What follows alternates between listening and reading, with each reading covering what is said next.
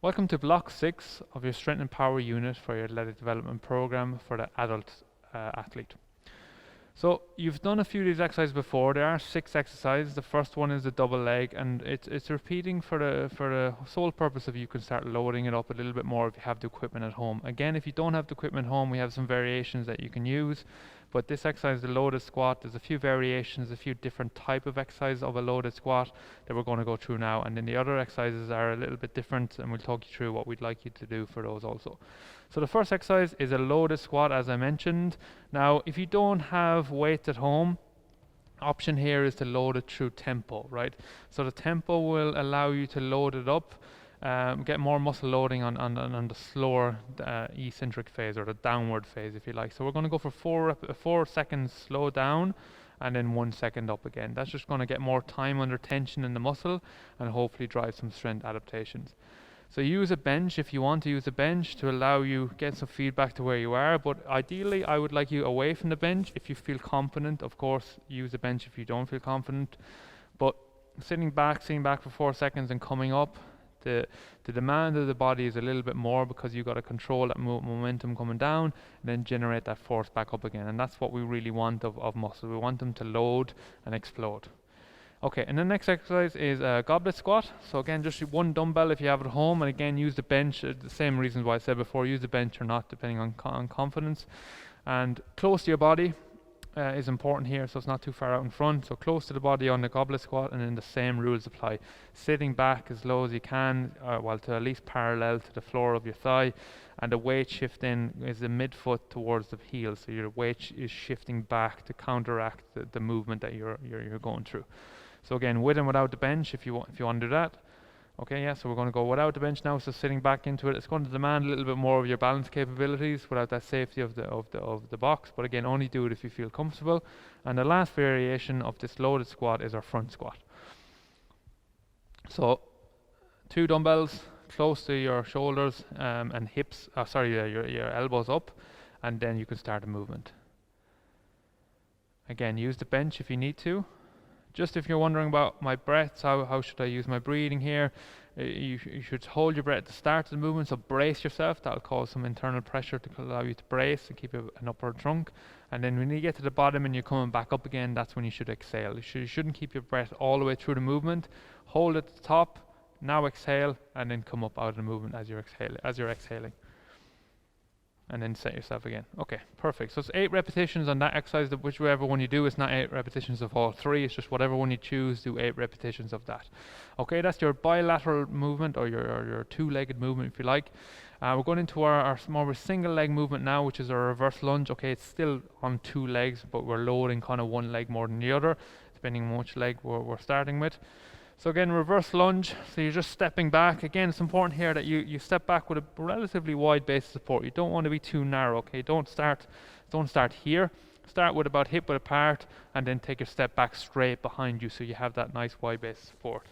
So you're stepping back, and then dropping the back knee to the floor. Always look forward when you do it, yeah, and step forward. Yeah, and then step back on the other side. Drop the knee to the floor, and then step up. And step back to center, yep. Stepping back, dropping the back knee, and then step up. And when you get more confident, you're doing this movement as one, as you can see Sandra's doing here. So initially you might have to step back, stabilize yourself, and then drop down. But if you feel confident, let's step back and you do the movement as one. What you don't want to do though is let all the momentum crash your knee to the floor. So you hit the floor like this. You want to make sure you are protecting that knee, but also controlling it on the way back in. Yeah, 8 repetitions on each side. Good, just do a few more repetitions, but at home you do 8 repetitions on each side, and then before moving on to the next exercise. Okay, next exercise is I would say technically a little bit more challenging. It's going to demand a bit of a hip hinge from you. It's a split stance good morning.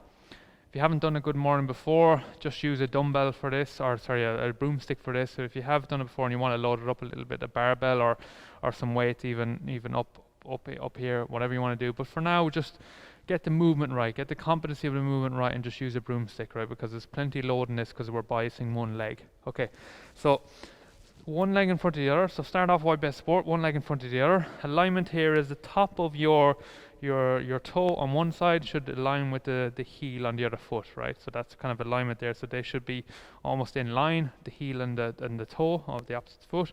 And then what you're going to do is obviously the foot in front is the loaded foot, or going to be loaded foot, and you're basically bowing forward with a bit of tension through the bar. So there's a little bit of tension up through here without extending through the spine, so just a bit of a tension, and then you're bending forward. That front foot is slightly bent, or relatively straight, but slightly bent. Like a soft knee is okay, but if it's straight leg, that's also okay. And the back knee is then slightly bending to allow that range of motion through the foot. Show from the side. So again, wide base support, look at that alignment of the toe. Again, if it's too far forward for you, just come back a little bit and check that range. Some people have good range at hamstring, some people have some more tight hamstring. So depending on your makeup at home, just adjust so you can feel it in hamstring without compromising the movement. You'll only go as far as you keep a good integrity through the spine. So there is perfect. Any more further, you might start losing the spine, you might see some rounding. So that's too far. That's too far gone. You don't want to get in that position. Perfect. And then come out of it. 8 repetitions on your left and 8 repetitions on your right.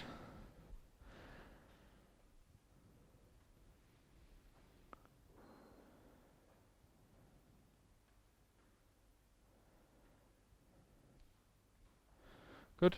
And if you don't have a broomstick at home, you can just arms across your chest and just shoulders back a little bit when you do this, and then you bend forward. So you can just shoulders back, so make sure you're just getting a bit of traction through the scapula, and then bending forward as well.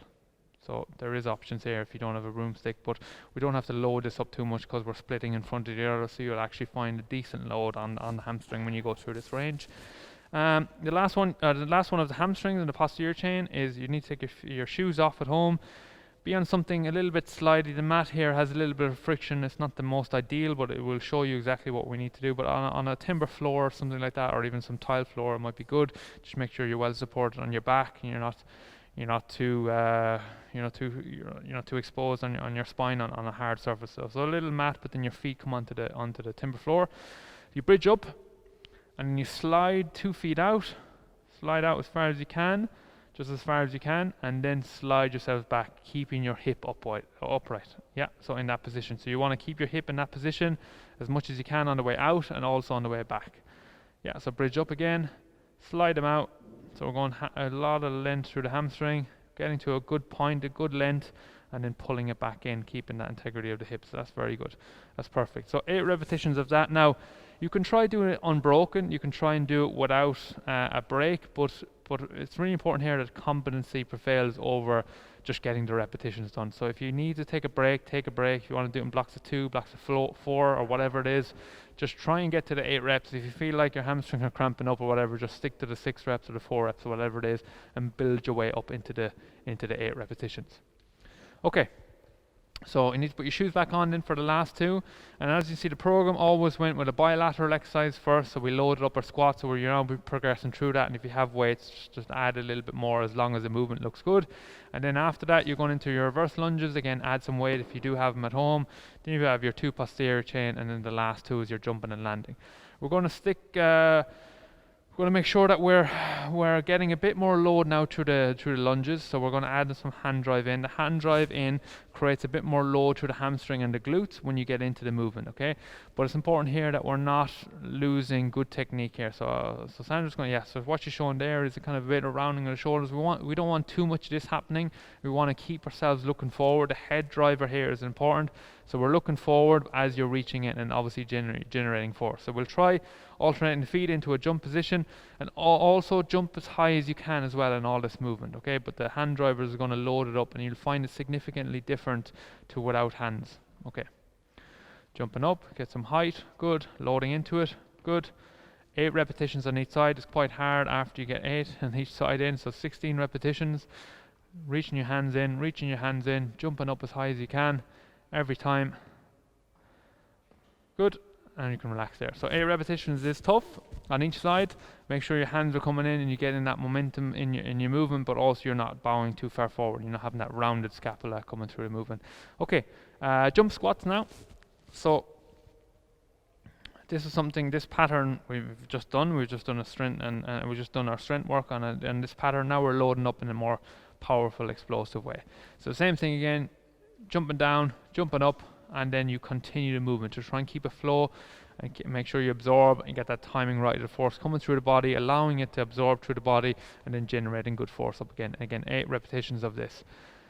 If you're not comfortable about jumping up and then absorbing all that landing, just do the jump, stop, stabilize, and then do it again. And then try it maybe with 2 reps, take a breather, try it with 3 reps, take a breather, but building up into that 8 repetitions. There's no point here in trying to do something you're not capable of doing or something you're not familiar with. Just take your time into the program.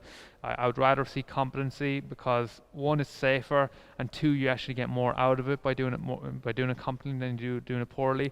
Loading dysfunction is one of the biggest risk factors of injury, in my opinion. So you want to create good movement in all the exercises that you do. So if you feel like I'm not ready for that, you probably had a good choice to just regress it a little bit. So there's your block 6 exercise for your strength and power unit. I hope you're enjoying it. Keep the consistency up now. Even if you do return to sport, it's important that we keep up our strength and power work, and that will complement your performance on the pitch. Hope you're enjoying it, and stay with us, and we'll see you again very soon.